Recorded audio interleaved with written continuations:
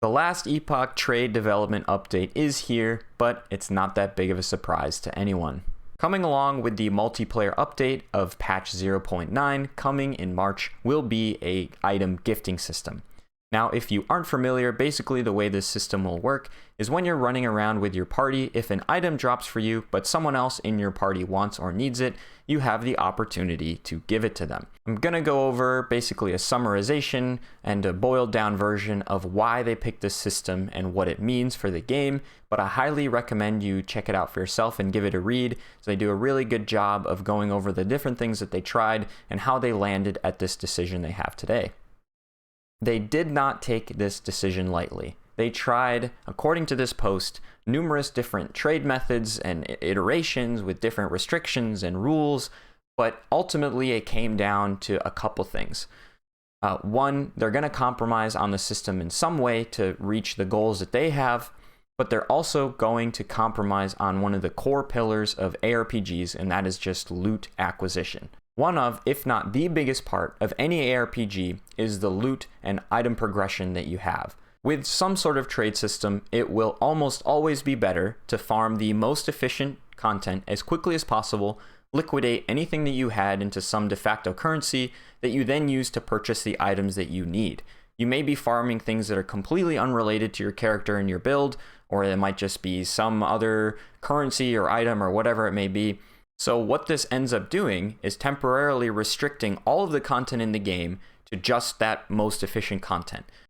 For example, if the most efficient content to run would be to run Lightless Arbor and to spend all of your gold on the chest at the end, pick up all the loot, sell it for some profit, rinse, repeat, eventually stockpiling as much gold as possible that would then fund your character, there would be no reason to run any other content than the Lightless Arbor. Last Epoch has now boiled down to Lightless Arbor.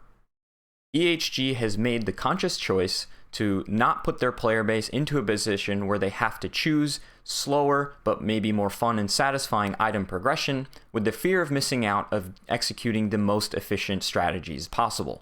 EHG put it really well in this post, and everything boils down to this one point. ARPGs are about the journey. The journey is the destination. The point of the game is to not reach a max level character with perfect min-max gear that can do all content and is immortal. That could be the goal, but it's not the point. The point is to play the game to get your character to that power level. And a trade system sort of puts a shortcut on that path. The journey becomes shorter. The journey becomes less meaningful. And this is a thing that they wanted to prevent happening. Right now, the game is fun. The item acquisition is satisfying, the mechanics in the game are interesting and unique and exciting to interact with, and I think that EHG knows this and they didn't want to introduce something to take away from that, and I respect that a lot. So whether you agree with this decision or not, the game at its core is still solid. It's still fun.